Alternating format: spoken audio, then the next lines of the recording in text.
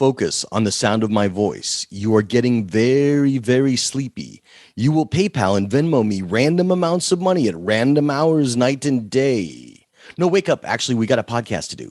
Howdy, I'm Jeff Goldsmith, and this is the Q&A. My agenda is simple. Each week, we plan to bring you in-depth insight into the creative process of storytelling. And folks, no, I did not mean to hypnotize you. I'm sorry. But there is something kind of hypnotic about today's film, and I'm quite pleased to have with me graphic novel creator and screenwriter Conor Stechschulte and director Rob Schroeder. Now, Conor and Rob have gone and made a disturbing film, a confusing film on purpose, and there's answers, don't you worry. But we do this like we always do, which is spoiler-free for the first half, and then we dive right into the spoilers to unravel this crazy, crazy mystery. Without a doubt, Conor and Rob were both very forthcoming about their creative process, so I know you'll dig this episode. And you know, the other cool thing about this episode was it was part of a virtual screening I did for hundreds of people all over the world, actually. There was no geo-blocking even on it. They got to see the film, then they got to watch the Q&A. And as you know, we take videos of these Q&As and they go onto the Backstory Magazine YouTube page. That's where you can find videos of all these Zooms. But we did a virtual event and it's free. And if you ever want to sign up and join us for one of these virtual events, we are happy to have you. You could sign up over at backstory.net/events. And speaking of things to dig, I hope you also check out Backstory Magazine. You know, our winter issue is out. It's our Dune issue. It's glorious. And we are posting our Oscar issue very soon. So you're going to be able to read scripts, see deleted scenes, like all the cool stuff that we do each year. Look for that because that is coming to Backstory soon. As you know, you could read us on a desktop or laptop or via our iPad app, Backstory. And folks, if you've never read us before, I hope you'll test drive us by reading our free issue. And once you do, I'm sure you'll want to subscribe, listen to the sound of my voice and subscribe. And if you want to subscribe, you could use discount coupon code SAVE5. That's SAVE and the number 5, and that will save you $5 off a 1-year subscription to Backstory Magazine and give you access to our archive, which has about the last 2 or 3 years and is growing. We're going to keep going back. So there's a lot of cool stuff to explore. And look, it would really mean a lot to me to have my podcast listeners and iTunes and Spotify and my YouTube watchers of the Backstory Magazine YouTube page support my passion project. So thanks for considering. But now, without any further ado, let's jump right into our interview with graphic novel creator and screenwriter Conor Stechschulte and director Rob Schroeder. Rob, Conor, welcome. How's it going, you guys? Great. Well, thanks for being here. It was a trip watching your movie, and I can't wait till we get deeper into the conversation so I could hypnotize you each into giving me your social security numbers because now I know how to do it. That's all I'm saying. So you know, we like to start with breaking in stories, and you know, Rob, as far as I could tell, your first big directing break was directing a music video for the Postal Service, Against All Odds, in 2004. And then you went on to do short films, some TV producing, and then directing and producing the variety studio Actors on Actors show for quite a few years. Is that correct? Do I have it correct? Yeah, that's pretty accurate. I did produce a couple features, indie features, kind of in the middle there, but yeah, that's about right. Which ones? I produced a film called Sunchoke, directed by Ben Cressman, and I produced a film called Uncle Kent 2, directed by Todd Rohal with Kent Osborne. And so as you're directing the Actors on Actors, you know, a lot of great actors have come through there. Tell us, just for the heck of it, because I've always been curious, are there folks that write questions to help guide them, or do they come in with their own questions? There is a moderator from Variety Magazine, but the moderator usually stays out of it the whole way. Sometimes there's a little bit of guidance, and if you'll notice, certain seasons or episodes will have kind of a theme. Or I remember one time there was a lot of talk about breaking in and about your first paid acting job and stuff like that. But for the most part, they kind of let it rip. And, you know, there's usually a movie or a TV show that they're talking about. Yeah, I've always enjoyed it. So I was just curious because, you know, the conversations seem really, really fluid. And it's always interesting to hear how they're guided. What was something you could tell us about directing it that honed your skills?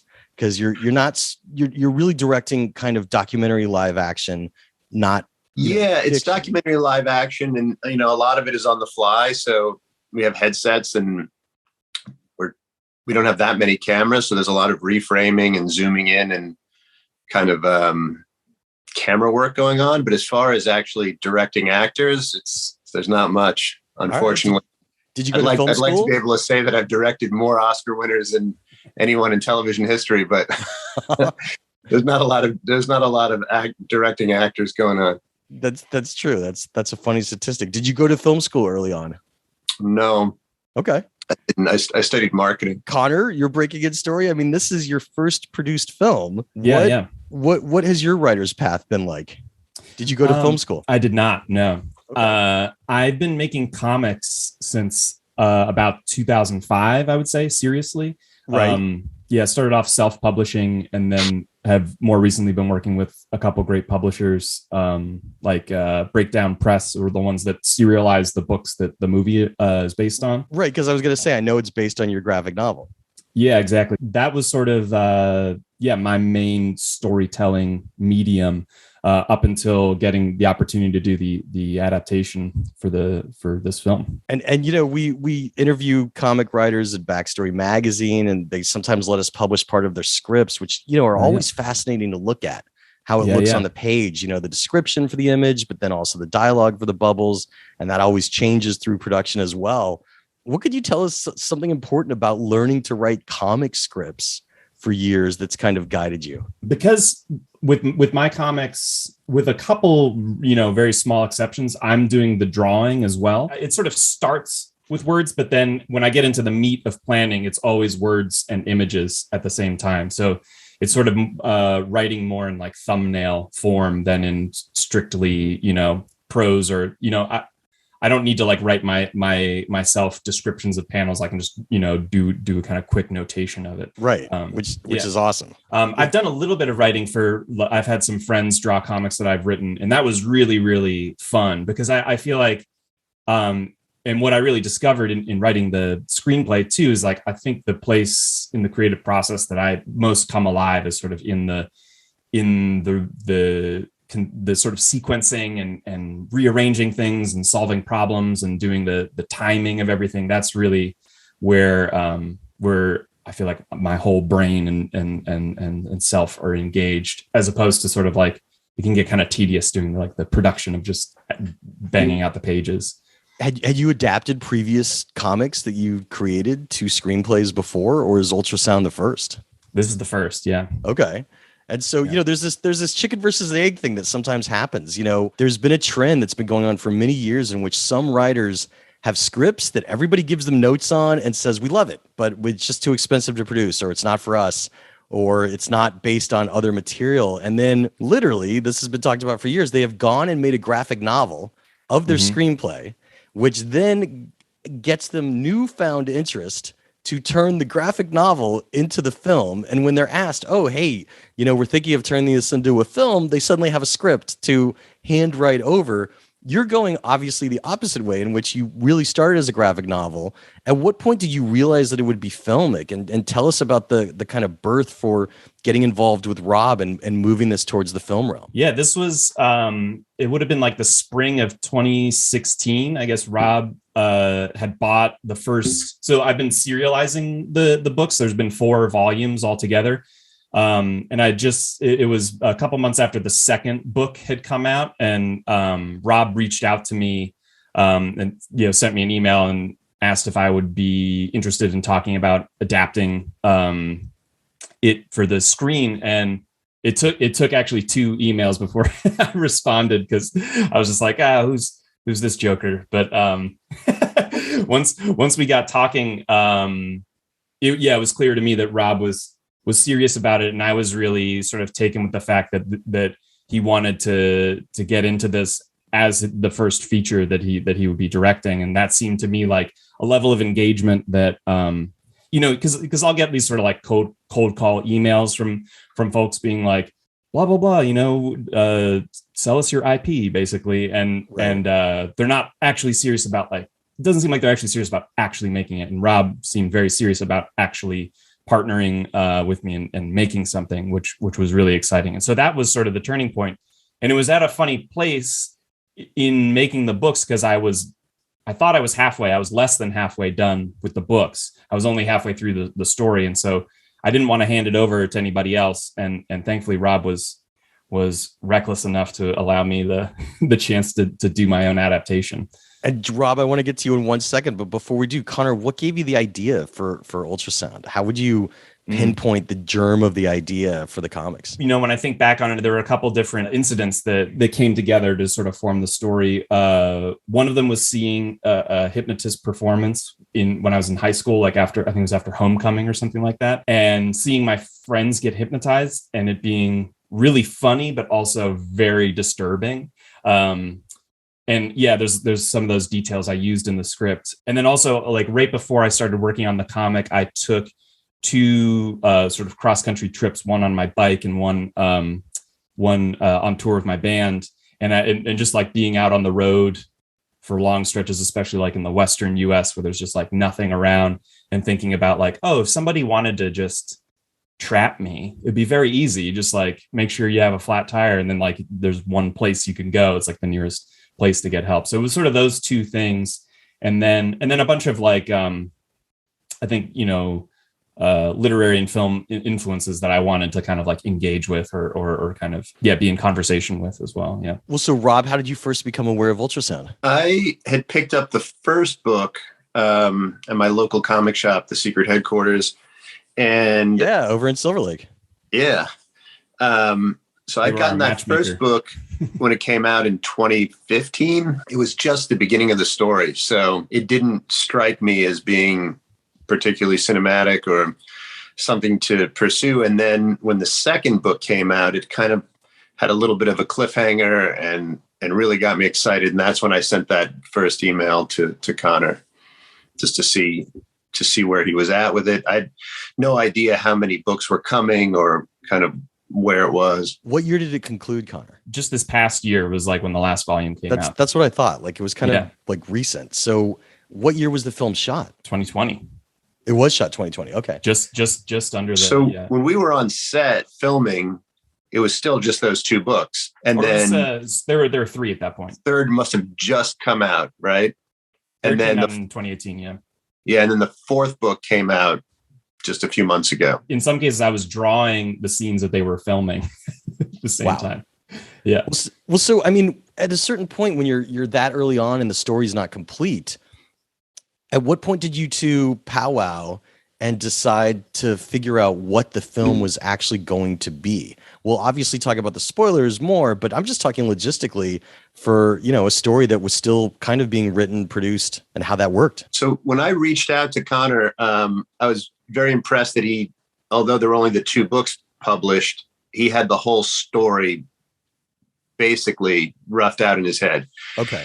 So at that point, he wrote a first draft and then came to LA for a week. And we just spent that time, fighting fires, figuring out, where things needed to be. And one of the early steps in the process was I just had to communicate that, we can't have a 200-page script.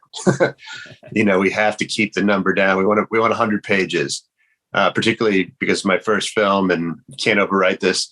So that was kind of the first real obstacle or guide that we went with. And then that trip to LA, I thought was very productive and kind of got us going. And what year was that? That would have been like January of 2017, I think, right? That sounds right. Just getting the logistics. You had these conversations a long time ago. So then how many years did it take to get the screenplay generated, Conor? Well, we were working on it like the whole time, like from when we started talking about it in what it was like April 2016. I started working on it, had a draft maybe by the end of that summer. And then from then on, it was like sort of just going back and forth every couple of weeks. Rob would give it another read, have another set of notes. And I was working on it constantly. I was in graduate school at the time for visual art. But what's cool about where were you going? The School of the Art Institute of Chicago. Okay. Here in Chicago. And what's cool about that grad program in particular and why I went there is sort of you can like sneak in the door being like, hey, my degree's in like printmaking. But then I got in there and was like, surprise, I'm going to work with only writers because they have an MFA writing program there. And so I got to work with a lot of really amazing writers and filmmakers. Folks like Beth Nugent, who's a great writer, and Chris Sullivan and Jim Traynor, who are like writers, animators, filmmakers, and the novelist Jesse Ball. Really great people. Yeah, that I was able to get feedback on the script. So, and then we were working. I mean, I was looking at the script today. We did revisions while you were shooting in 2020. So I mean, it was sort of like kind of constantly being, worked in some form or another for. And it was a little surreal because we did have a script and we're kind of up and running prior to the 2016 election. Yeah, and a lot of our themes kind of run parallel with some of that. Yeah, there were a lot of weird. Yeah, there's a lot of weird stuff that sort of like came true, or like there's all the Havana syndrome stuff too. Yeah. Was really I was going to mention that Havana syndrome of being, ultrasonic waves. Possibly they're still not entirely sure what has caused it, but there's something that was allegedly being directed at diplomats in Havana that had made them very ill, and they're still, I think I saw another story about it last week. Where they had possibly another breakthrough. That's how long that's been going on.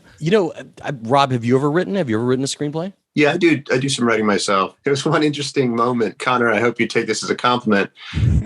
When we first got started, I asked Conor if there were any screenwriting books that he had read or that he went, that he kind of were his books, like Robert McKee or Save the Cat or whatever it was, so that we could kind of speak the same language.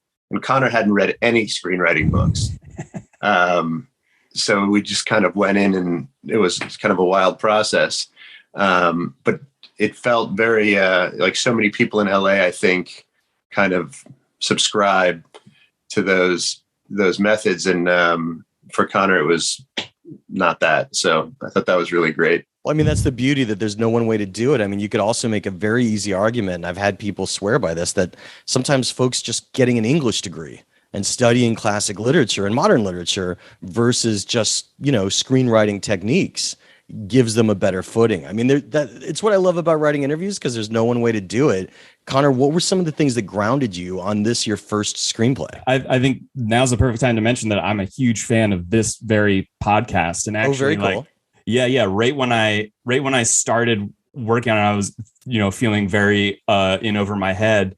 Your podcast got recommended to me by a friend of mine who just their film just came out too. And we were both in grad school together. My friend Brielle Brilliant, whose film Firstness just came out, and I think it's available streaming. You should check it out. It's really amazing. Cool.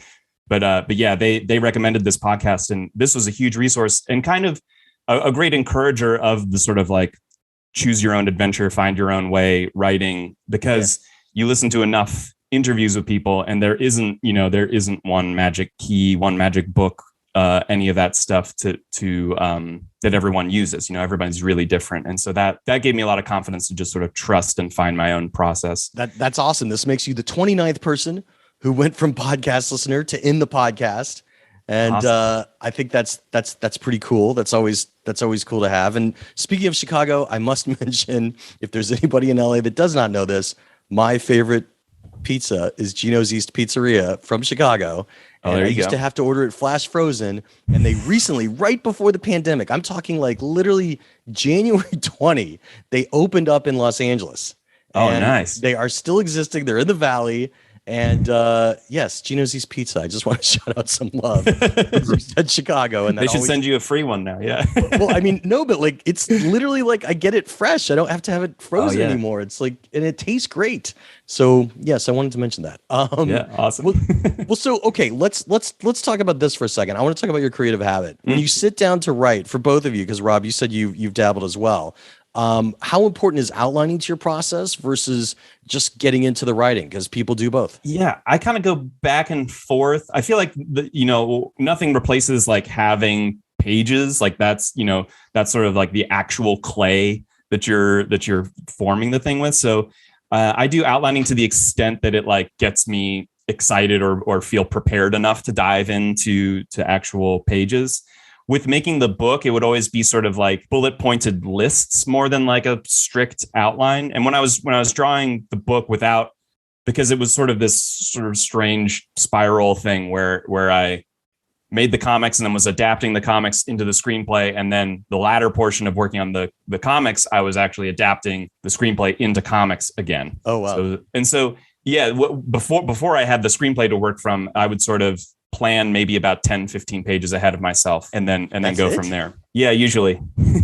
But by the time you sat down with Rob, didn't you have to at least figure out your ending and then reverse engineer some of your writing towards that? Yeah, I mean, I had those things, sort of loosely mapped out. Like I knew I wanted to get the characters to this thing, but I didn't have the connective tissue, Got it. It was sort of more about like building that stuff in and figuring out how much space we needed in the script. It was a big thing to figure out. Rob, outlining for you. What really changed my writing the most, I use notes on my phone a lot. Okay. And I find that when you start writing a script or telling a story, it kind of runs in the background 24/7. So for me, it just starts with notes, and then pretty soon I've got, dozens of pages, and that kind of becomes an outline. And every once a week or something, I kind of go through and organize those notes, and that turns into an outline, I guess. That's cool. Kind of a organic process that unfortunately haunts me all day, every day. Just for like our writers out there that are thinking of doing this, I had used notes for years as well. And then something came along called Wunderlist, Wunderlist. And that was amazing. And it was so great that Microsoft bought it. And it's now a free app known as To Do. And people use it, for a to-do list. Like, so you could have a heading of groceries, and then under each one, you would have a subject of like milk, pizza, whatever. And under that, you could make another note that's as long as you want. So you could literally write a paper on what kind of pizza. Well, so I realized that you could basically have a heading of ultrasound, and then you could have a note of ultrasound research, another heading of ultrasound research, and then each different things of, say, like New York Times article for 1935 on hypnotism or whatever, and then describe it and put a link in there. And like, it was a great way to organize, whereas notes are just these big, never-ending documents.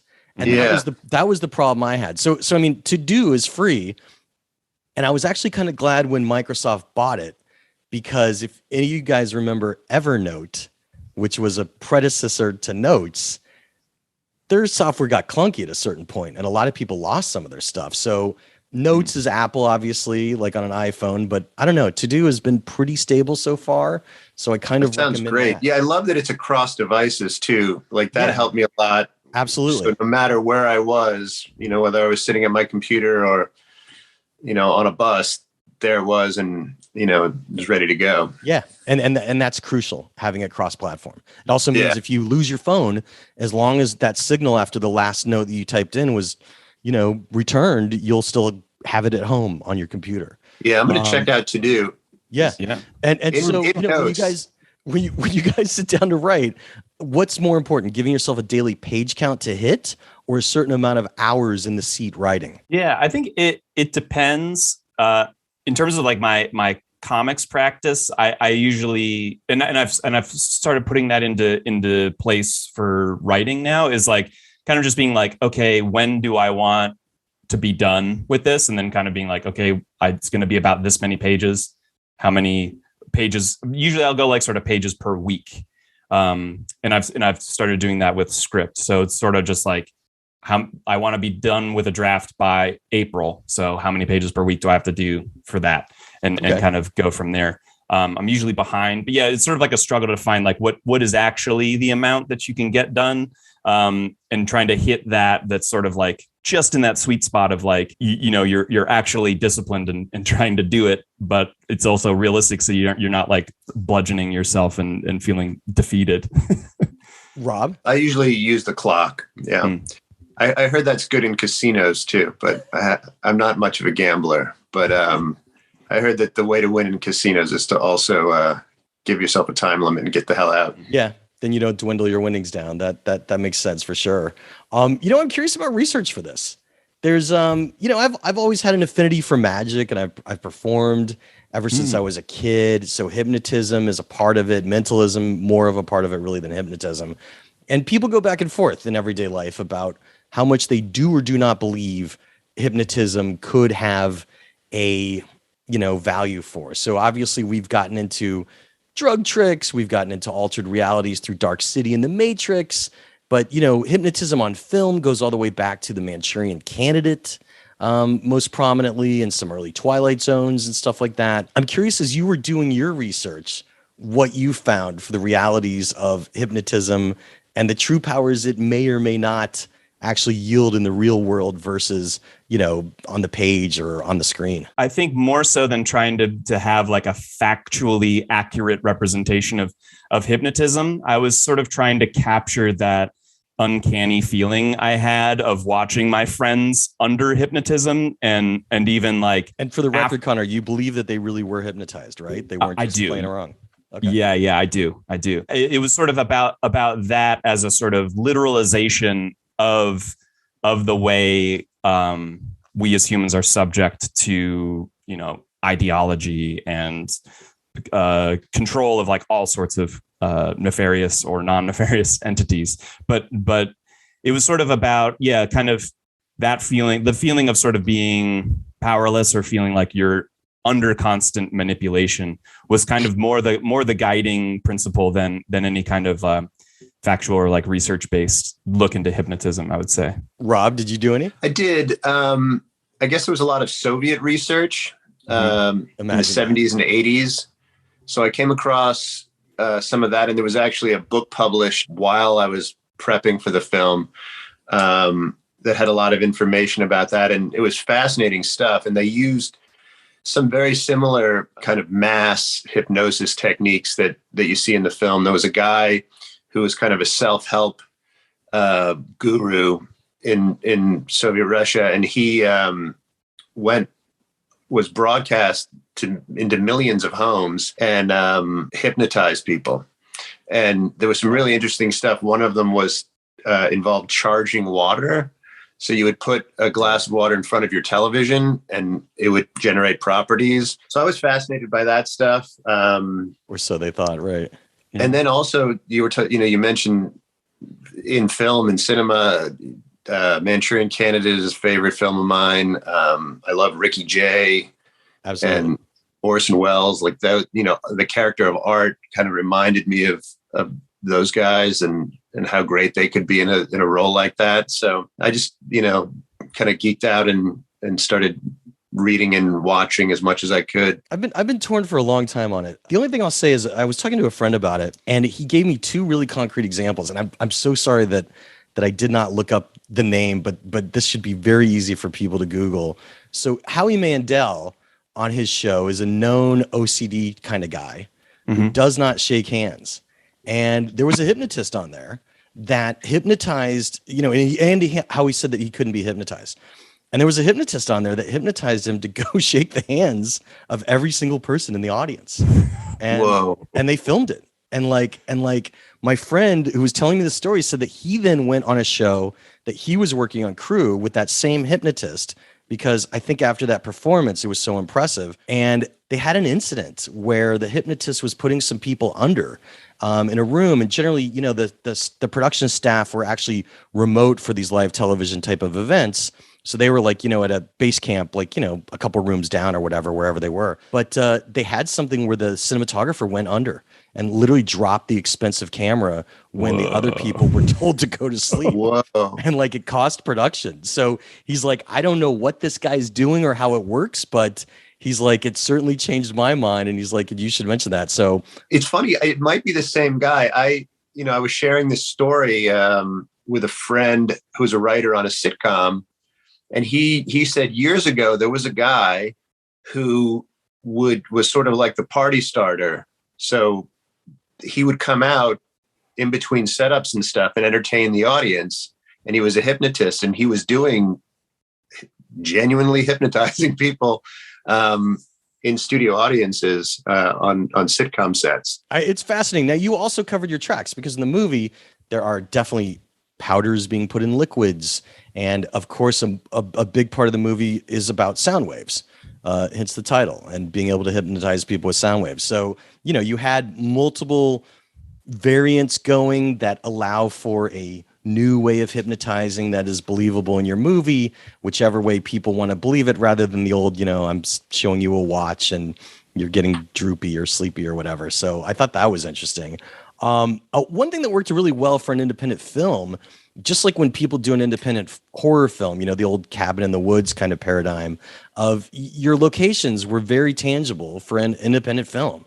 You have motel rooms. You have an abandoned building that's supposedly being constructed, so it's okay that the hallways are barren and there's not even like any sort of paint or wallpaper on them. You have a small house. You have motel rooms, some outdoor areas. It's all very tangible. Was that something that you kind of kept in mind as you were going to script? Because I could see on the page, Conor, there being some more fantastical things that might be too hard to afford for a independent film, but this certainly worked perfectly and definitely fits the mood as well. Yeah, definitely. I think that was something that I remember in some of our first conversations, Rob, you saying like, this seems like it's a very sort of scalable project. Like we could make it for a little bit of money. And if we had a lot of money, we could, production design the hell out of it and make it really awesome. And so, yeah, I don't think there was anything where I had an idea where you were like, no, that would be too expensive. There's maybe like one or two things I think we had a scene written that had a baby in it. And you're like, having a baby is too expensive. That was maybe the extent of it. But yeah, I think like the sort of imaginative space that the book existed and the script existed in was kind of like this banal, like everywhere America space was kind of how I imagined it. And people kind of like living in these in-between spaces like hotels and strange facilities and things like that. So it sort of just fit what was possible for this film. It's never easy to fund an independent film. What are you able to tell us for your budget and schedule for this? Well, we're still adding up receipts, but it's coming in under $1 million. Wow, and, that's great. Yeah, and we did shoot in LA at one point, or there were probably, it took 3 years to make, to shoot the film, to get it set up. From when I went out with the script initially, in 2017 to when we shot it, it was 3 years. Got it. And in that period of time, we were kind of at the altar a couple times at higher budget levels. And at one point I wanted to shoot in Canada, in near Niagara Falls. But what was the highest budget you ever saw as a possibility? $8 million. Oh, wow. Which would have been, a different production altogether. But one of the challenges was prepping for different budgets, because you have different number of days and you can kind of plan bigger shots and production design and all that stuff. But ultimately, I felt really good shooting in LA, and a lot of it we shot in San Fernando Valley. And it was 19 days was the schedule. 19 days. Wow. Yeah, just under the pandemic wire. It wrapped on March 9th, which was a miracle. Yeah. Okay. Yeah.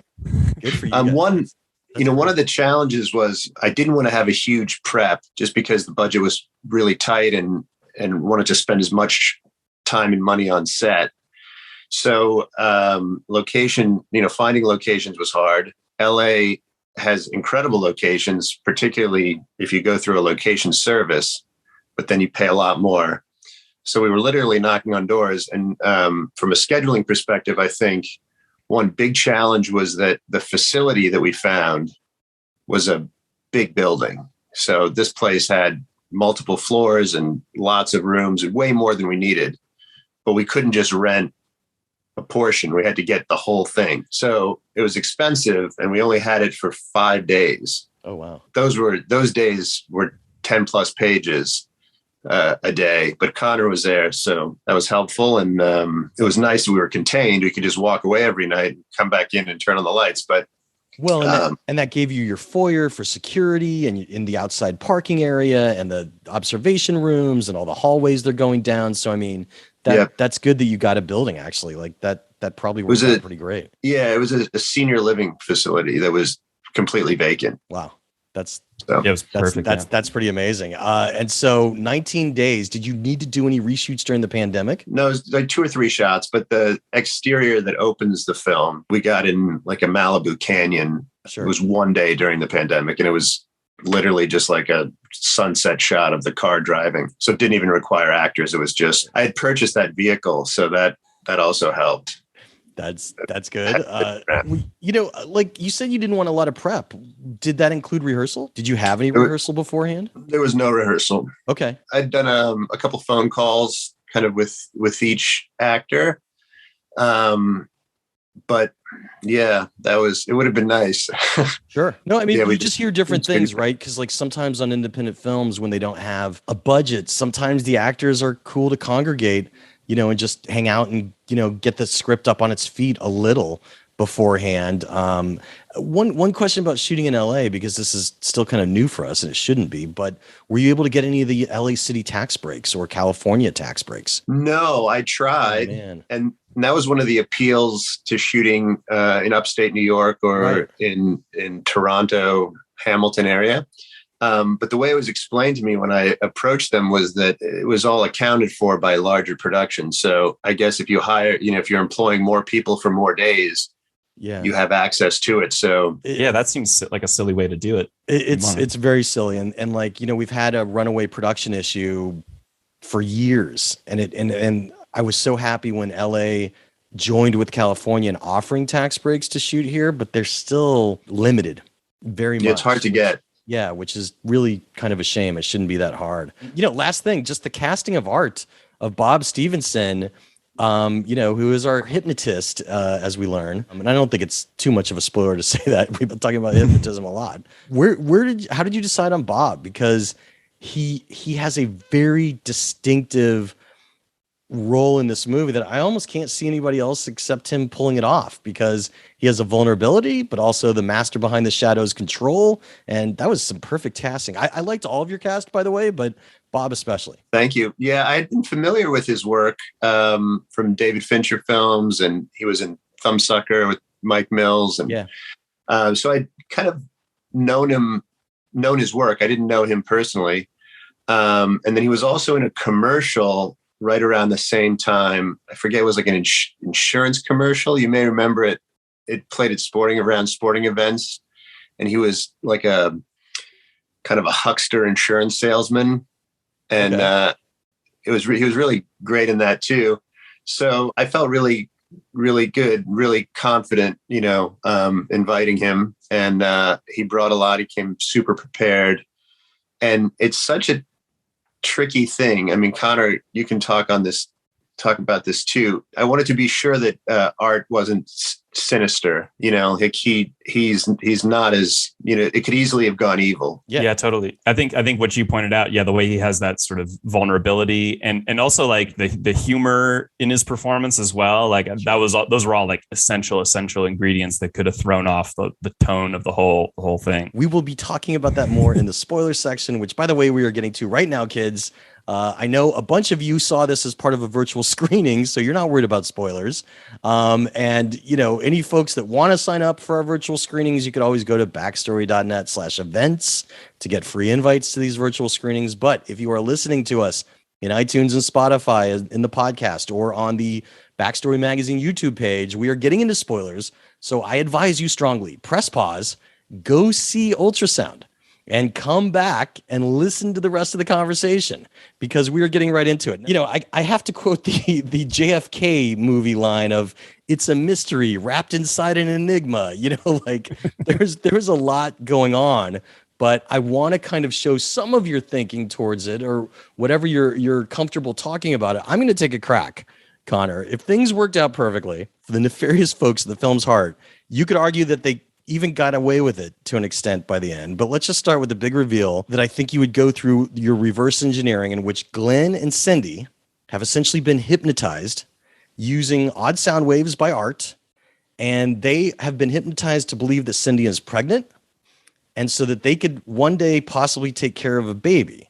And that baby was going to come from Katie, who has also been hypnotized by Art, and who in real life happens to be the mistress of our senator character. And he got her pregnant. He got his mistress pregnant, and he's hot on the campaign trail and doesn't know what to do. And so Art has come in because clearly they are also collaborating and using these ultrasound waves to dupe voters to have more of a prevalent vote for his senatorial run. And so am I at least on the correct path for that version of the story? Yeah, that was pretty good. Okay. Because the beauty of your movie, by the way, is that everything I just said is not clear until the last 10 or so minutes. And it's a fun nesting doll to jump into because you just keep uncovering it layer by layer by layer. I want to know, once you knew that that was your ending, some of the reverse engineering heavy lifting that you had to do, Conor, to get us there. Because I could say that I'm still not entirely sure actually who Glenn and Cindy actually are, other than hapless people that were kind of dragged in by Art's net. It seems like maybe Glenn was at a wedding that Art was performing at, and that Cindy allegedly is his assistant at that wedding, if I'm getting it right. You tell me. Yeah, it's tough to like pinpoint exact. I mean, there was a lot of sort of like reverse engineering. I think that like in terms of the writing process, I kind of got myself into the bind of being like, I know that like this is like surface level what's happening, but it's not what's actually happening.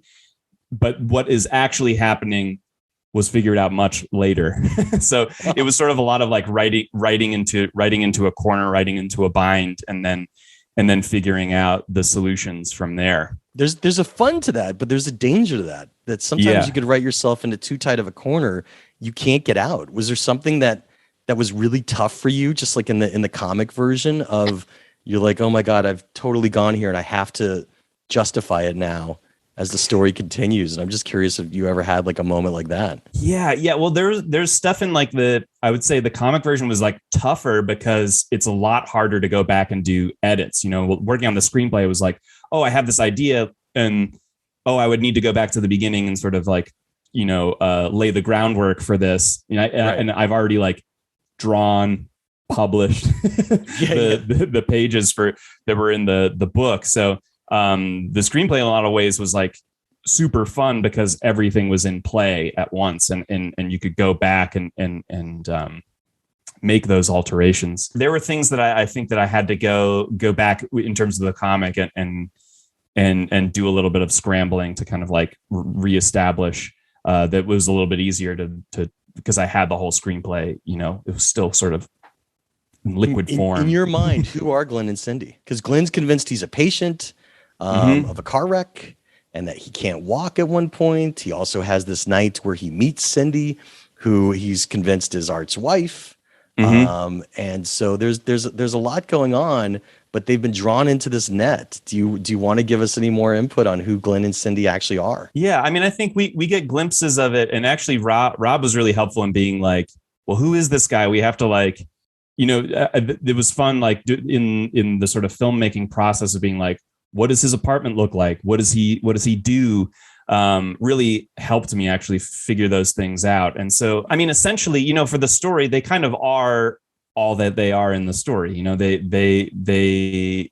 it was important to me, and this is maybe more present in the comic, but like that what happened between them, though, like the framing around it was all pretense.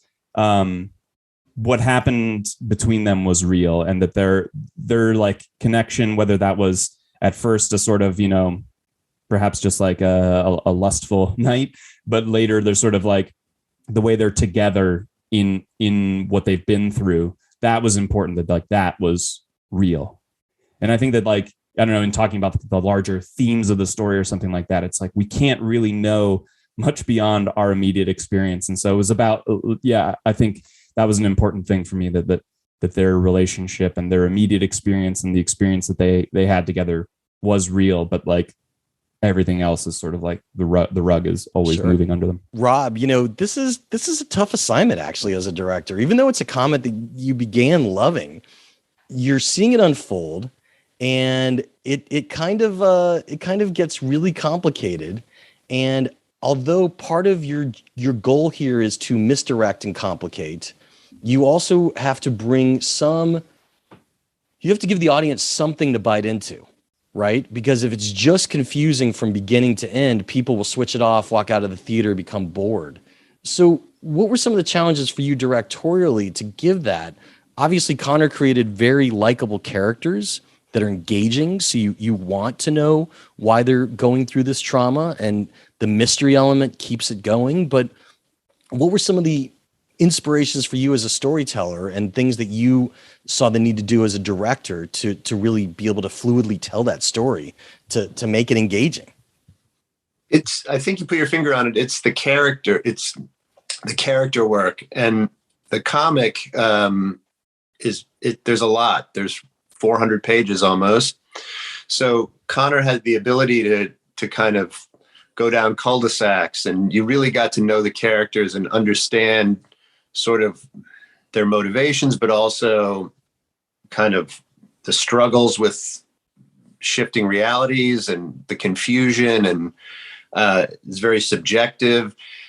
So I wanted to be sure to have enough character, but also, that page count thing was a real thing. I didn't want to make a 2.5-hour movie. So, a lot of scenes really advance the story. And I just really tried to preserve as much character work as possible and still have all those beats. Because, making it to me felt like we used every minute we could. Like there was, it would have been nice to have lived with the characters a little bit more. So I guess the biggest challenge was to get all the story out and all the misdirection, and still, keep your interest in these people, and that's something that the actors did a great job with too, and that we were able to develop prior to going in. But, I felt like each actor was able to find the right amount of backstory and the right connection to who the characters are to give you something to chew on. Exposition's always difficult because you don't want to bore your audience with it. You don't want to have Dr. Exposition explain everything. In a mystery, it can be delivered a lot of interesting ways. You here are doing something very strange that I really liked, in which you're having this perpetual rehearsal of scenes to act out and reenact between Cindy and Glenn with Shannon, who is the other big character to talk about here, in which she kind of is the fish out of water to an extent for the audience, in which she's not the head of the organization like Dr. Connors, but she's trying to seemingly do right by the patients. And as we see these scenes acted out over and over, we realize that most of what we've seen has been fake, because they're literally reading from a script that we saw Conor certainly experience as his reality. So I'm curious about that concept of rehearsal, because you don't just do it once or twice. Like, you really lean into them redoing these scenes that we've seen like over and over. And it was definitely a unique move. Yeah, I mean, I that was something I came upon that was maybe the moment that got Rob interested in the book, is that's sort of what happens at the end of the second book, is that you watch a scene happen and then you see Shannon rehearsing it with Dr. Connors. And yeah, I just love the sort of uncanniness of that. Yeah, that it was just sort of the impact of that was what drew me into it, and the idea, yeah, that what you experience as new, as novel, as what as reality, it could be something scripted or planned or recorded or any of those things, was very frightening to me. Just fundamentally scary. I think it's important to know that there's no real antagonist for much of the movie, so much as the situation, in which you know that there's some sort of a nefarious puppet master behind the shadows. You're not sure who. You definitely get the idea that it's Dr. Connors. It is revealed at a certain point. It seems to me like, I want to say it's around the end of Act 1, that it's clear that Art is a hypnotist and he is not the person that we met him as. And when you drop that information is important. So I'm just curious, in your script, when you knew to start pulling back some of the curtains, which is something that brings about more questions, so it still keeps the mystery going. And there's definitely an art to that, and I think you did a great job here. Yeah, thank you. Yeah, that was something where like I think about that in making comics and just sort of the architecture of a comics page. You know, you have like the 2-page spread. And so when I was making the comic, I was always like conscious to try and end each spread with a question or something that would lead the reader to turn the page. And same with like the overall structure of like each volume of the book ends with a sort of cliffhanger. And so I think I tried to bring that into the script in terms of like you have a question that gets raised early on and then perhaps answered or complicated, and just kind of always having a question that's left open to bring you along. Ooh, hey, I'm jumping in really quick to remind you to check out Backstory Magazine over at backstory.net. Folks, we recently published our amazing Dune issue, which has so much for you to explore in it. And we are just about ready to publish issue 46, our Oscar issue, with scripts to read, deleted scenes to read, and a lot of other stuff to explore. So now is a great time to become a Backstory Magazine subscriber. As you hopefully know by now, you could read us on a desktop or laptop or via our iPad app, Backstory. If you've never read us before, you could read our free issue and test drive us. And if you like what you see, and we hope you do, we hope you'll consider becoming a subscriber. And if you want to subscribe, I am here to offer you discount coupon code SAVE5. That's SAVE and the number 5, and that will save you $5 off a 1-year subscription to Backstory Magazine. So look, I hope you want to support independent film journalism. We would love to have you as our readers, and it would really mean a lot to me to have my podcast listeners and iTunes and Spotify and my YouTube watchers of the Backstory Magazine YouTube page, which is where all these Zoom interviews go, so you can watch them. It would really mean a lot to me to have your support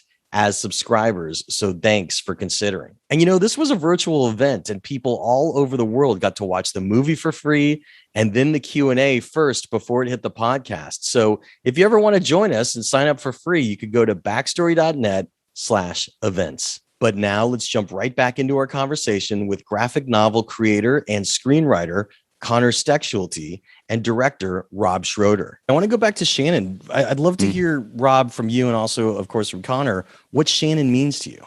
Because she definitely seems like, you know, she seems like our hero that's going to certainly be able to save Glenn and Cindy. So, I mean, there's a lot packed into her because at the same time, she is also part of the evil organization to an extent as well. I love the character. I think that part of it is what we were talking about, this kind of unconventional screenplay that isn't structured like a lot of screenplays. And, you know, to me, it feels like there was even a bigger first act that got kind of trimmed down a little bit. And then you meet Shannon, and it's a little late for a protagonist to show up, but she kind of takes that role.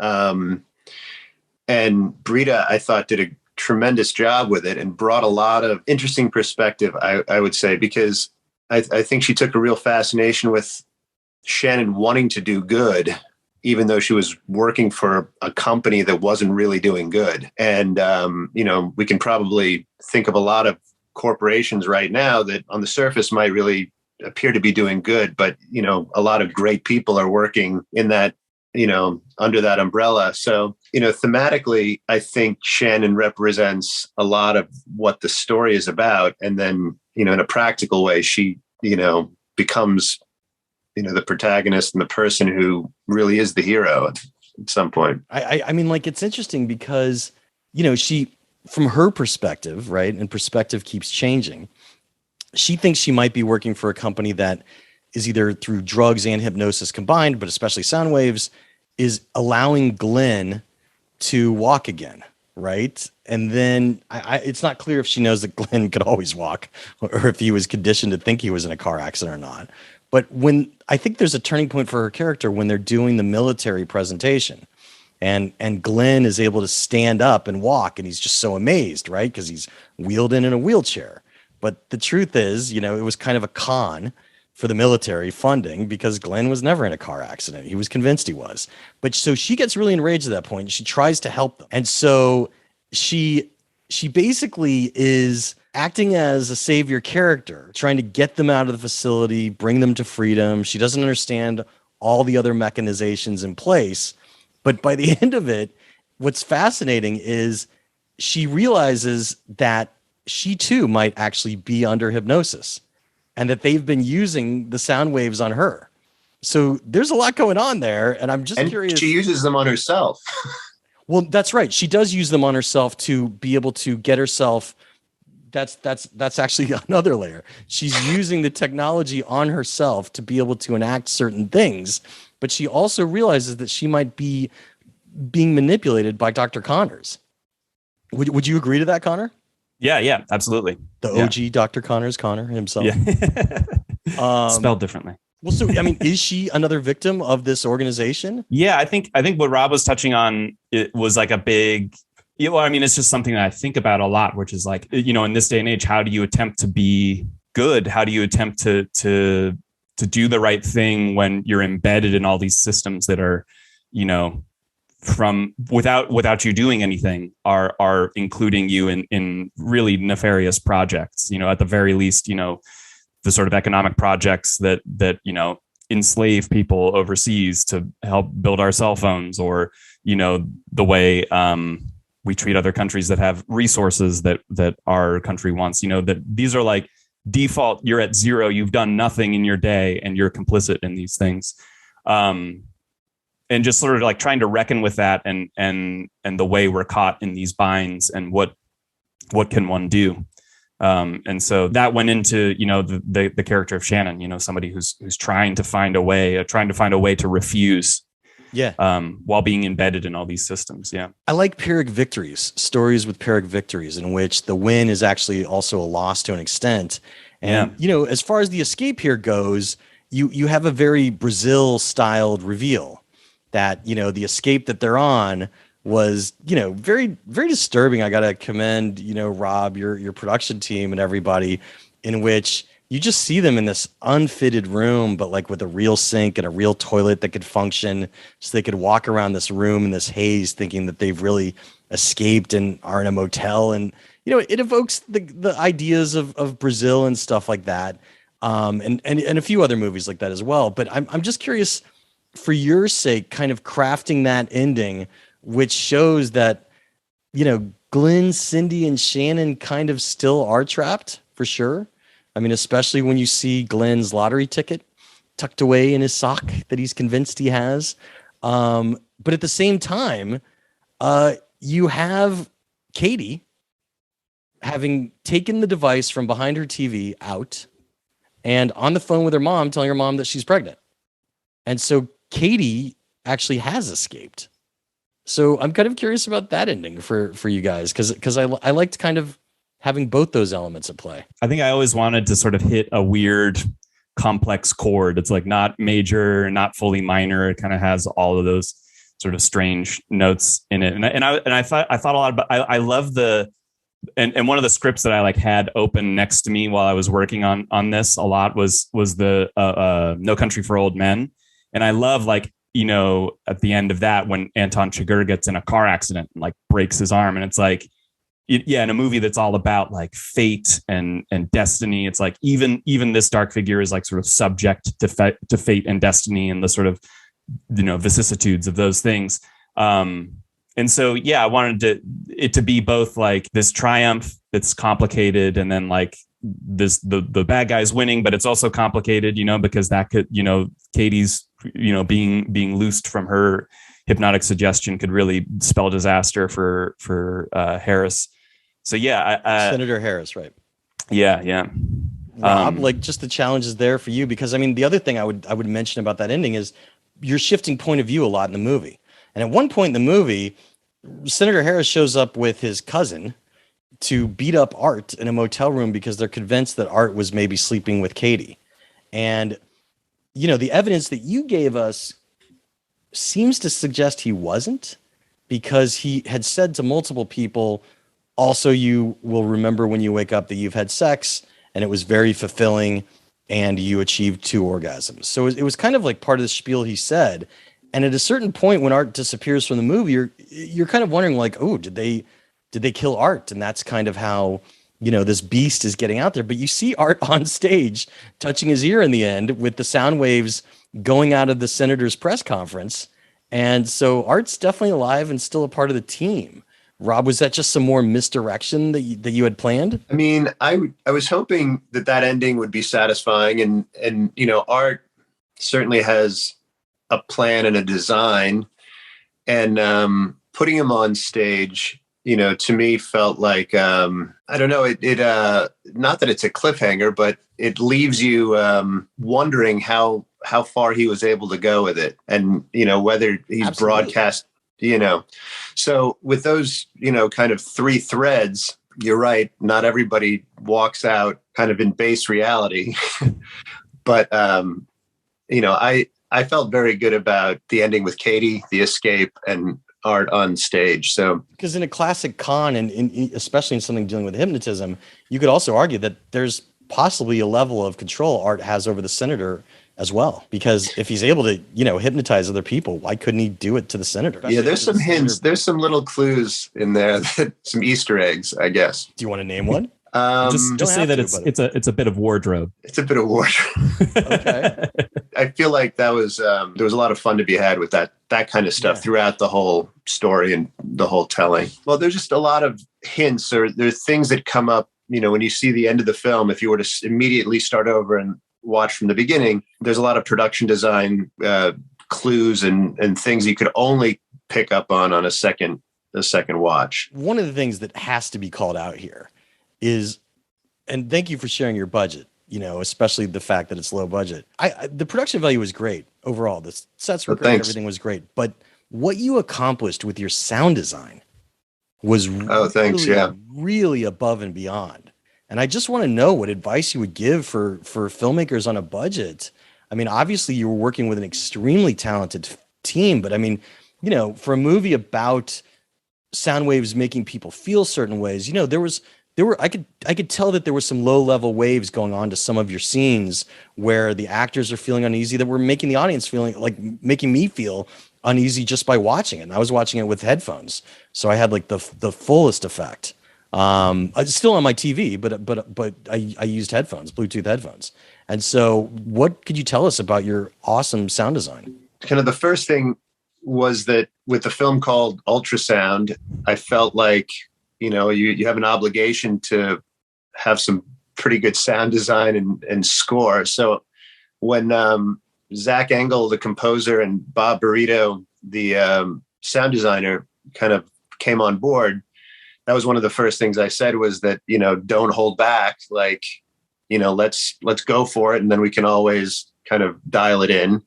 And then I got them working together so that, I like scores that kind of run into sound design and sound design that run into score. So they work together in a really, I think, productive way to kind of have a lot of overlap. We didn't have money for Foley and, some of the traditional things that you would. I think we came away with this though, with that sound design so strong. Yeah, the sound design is really a big part in the score. And then we had good sound on set. For the most part, I would encourage everybody to spend money there. Yeah, but it's just impressive because a lot of indie films, especially in the mill under, they do not have the proper budget for proper sound design. So you really went above and beyond, and congrats to those great artists as well. Just a question, like, Rob, do you think that the pandemic was a factor in that too? Because it was like all of this post-production stuff, we were getting that stuff done as lockdowns were happening. And I wonder, like, was the ability for them to go as deep on this, do you think because they were stuck at home and didn't have a barrage of other projects coming down the line? I do. And I also feel that I probably would have wanted to work with people in LA so that, I like sitting in on sessions and scoring sessions and sound design, all that stuff. It's great to be in the room. But once that was out the window, I was just working with my editor, Brock Bodell, and we didn't hire a composer or a sound designer until we were already into post.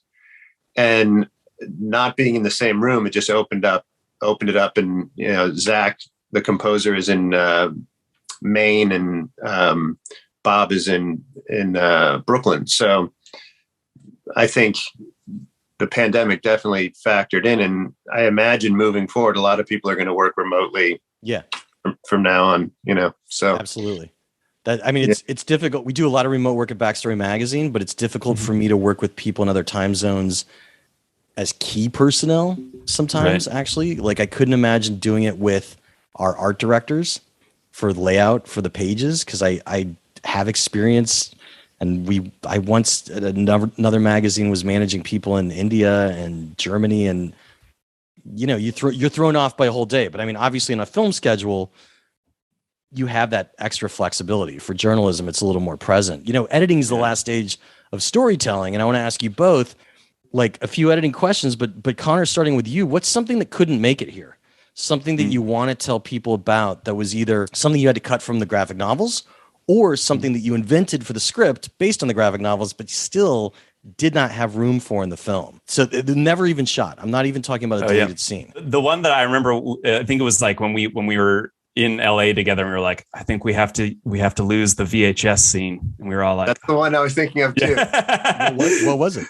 There's a whole scene in the second book where when Art shows up at Glenn's apartment, he's like, I have something I need to show you. And he has a VHS tape, and he's like, I don't have a VCR, man. And so then there's this whole like sort of comedic back and forth where they're like going to Best Buy and then to a thrift store, and they have to track, and then they have to go to Radio Shack to like get the right RCA cables or whatever. And that was a lot of fun to draw and to like pace out comedically, and it felt really nice to have a sort of comedic beat in the story in that moment. But it was just there, it was too much script space.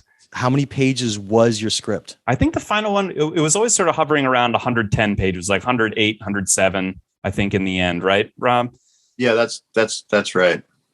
Okay. Or actually, I actually have it open right now. It's 113, I think, in the final version. But it was always like hovering right around 100 pages. Well, so Rob, tell us about editing. I mean, what were some of the challenges to get it down to the runtime that it was at? And with something like this, you have the ability to be slightly modular, in which you could shift things around because you are interrupting everyone's reality so much. So what were some of the challenges of editing and some of the deleted scenes that you did shoot? Yeah, there weren't many deleted scenes, but the big challenge in editing was, like, when we first started talking, you explained very concisely what happens in the story.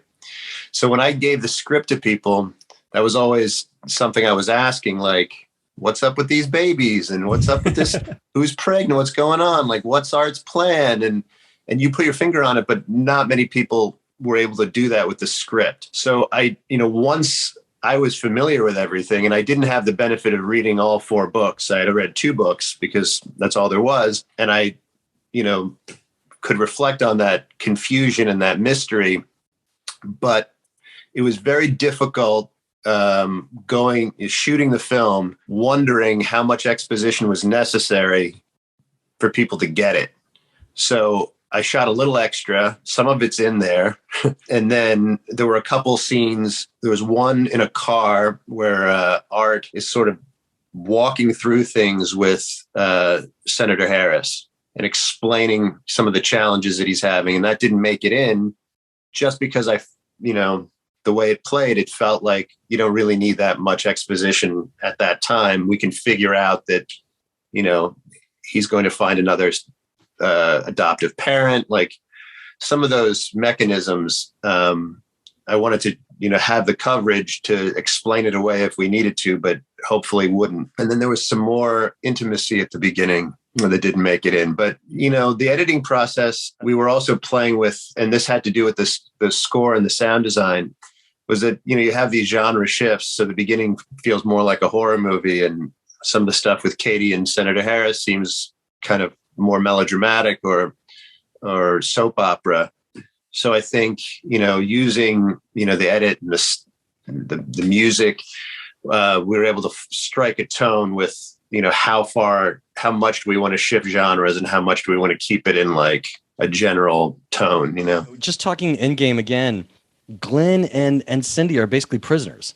So at a certain point, their families would be asking about them, one would think, unless they were targeted to not really have families. What else could you tell us about how they were targeted? Katie kind of addresses it at the end when she talks to her mom. And Conor, you can talk a little bit about sort of how that worked and how the prisoner element kind of removed people from their families. Yeah. It's a funny thing too, where it's like at this stage in the process, I'm like, which was in the book, which was in the script kind of stuff. But yeah, there's a whole bit about her being like, yeah, I've tried calling you before, but no one, someone would pick up and no one would be on the other line. And so that was sort of what I figured like art had done to kind of cut them off, is like, whenever you call your parent, putting in the suggestion that, whenever you would try to reach out for help, they just wouldn't be able to hear whomever they were talking to. That's interesting. Do you think they're trapped there indefinitely? Like Glenn and Cindy and Shannon now seemingly trapped as well? Well, we had talked a lot about sort of the mechanics too, so that like Art with his devices could do a lot more in an apartment, for example. And, if he went out on the road with Cindy, his control might loosen because the devices weren't as strong. Like the mobile devices or portable devices didn't have the same effect as like being able to wire a whole house. Or a research facility. But I mean, so do you think that they're still trapped at the facility? Like, because that's where we see them. I don't want to say necessarily. All right. Well, because I also feel like, honestly, like in my head, I'm like, it's both, Could there be a sequel? Could you continue these stories of Shannon and Glenn and Cindy? And of course, Art? There could be, yeah. That we've talked about. I have ideas for, I had ideas for like an epilogue, perhaps, for the book or something like that. So I have some ideas sort of swimming in the back of my head about like where they would go, what would happen and stuff. But and again, the goal was once Katie has her baby, that she basically would forget about it and return to normal, because she was kind of threatening Senator Harris's marriage and public life. Yeah. Okay. Because she's definitely an interesting character thrown in there as well. Well, so look, I want to hear what your toughest scene was. So Connor, your toughest scene on the screenplay, the one that you kept coming back to over and over, and Rob, your toughest scene on set. There was one thing that was way tougher than any of us anticipated, and it was a very practical thing, which was breaking that mirror. It just wouldn't happen. Like, it was tempered glass. Yeah, we had a guy with a motorcycle helmet on. It was very safe, and jackets and gloves and all this stuff, throwing the chair, and it just wouldn't go through. We were scoring it wouldn't go through. And I mean, at some point we had to, do it kind of second unit, just because it took hours to get the thing to go. And I think ultimately we needed pieces of glass. Well, it was an actual, I forget the name of it. It's not what it's called. Yeah. Two-way, and then we ultimately had to use just like a mirror, but it was very difficult to break the first one. I thought, didn't they like hit it with liquid nitrogen or something? I thought they like froze it and then scored it and then hit it, or it was. They tried everything. It should have been simple, and we anticipated it would be simple. It was very hard. So some of that stuff, some of the facility stuff was hard. And those days, I was saying we only had 5 days. So those page counts, that made all of those scenes extra challenging. How many cameras did you have to capture it? Everything was pretty much one camera. Okay. We shot with a red Monstro, which I really like. And then we had another older red camera just on set in the event of maybe we could pick up some shots down the hall or kind of second unit insert type stuff. But for the A camera setups, it was just one. So Connor, on the page, what was your toughest scene of your screenplay? What you kept coming back to over and over? I'm trying to think. It's really hard to say. I feel like the sort of the beginning of the story was like hard to like get it exactly right. There were like a lot of change. That was like a place like where there were a lot of changes from the comic to the script, and the very ending, I feel like were just like, it's sort of like the very beginning, the very ending got the most kind of elbow grease put into them. Sure. There was one other challenging element. Connor created these great themes with the rain and water. Oh yeah. And I really wanted to incorporate that in the film, but at a low budget, it's hard to do because water, rain effects tend to be very expensive. And we just figured out how to do it on the cheap, using garden hoses, and we built these kind of goal posts so that the camera would shoot through. Like, we were literally using like those hoses you use to water run like rows of plants, and just kind of built our own rain machines and relied on that. And this was when they were in the car so much, or outside in the rain walking from the car to the house? all the stuff in the car and walking up to the house, the exteriors of the house, that's all, rain machines that we made. I hope you post a picture of it online because it looks pretty cool. Good. Yeah, I have to find some. Yeah, I got a video like from a distance shooting when they were shooting the car. It's pretty amazing. Was the car ever outside for some of that stuff, or was it on a soundstage with black curtains in the rain machine on the soundstage? No, that was outside. It was okay. Yeah, shot at the same facility. Yeah. Just was it basically not moving in a parking lot and moving lights past? Yeah. Were you on like poor man's process. Okay. I mean, it worked, but I mean, especially with, the car in the beginning and him getting out, like that rain stuff was actually really strong as well. Yeah. We were able to get a lot of water. One of the challenges I think, when anybody does rain effects is the water pressure. So you don't know what you're going to get based on just the neighborhood and the house that you're in or where you're tapping in. So unless you have the money to like open fire hydrants and stuff like that, or bring a water truck, right? Bring water trucks. And we did have a water truck once. You're kind of, you don't know what you're going to get, how much pressure you're going to get. So what would you do to increase the pressure of like your makeshift rig when it wasn't working? We were Rob was on one end of the hose going. I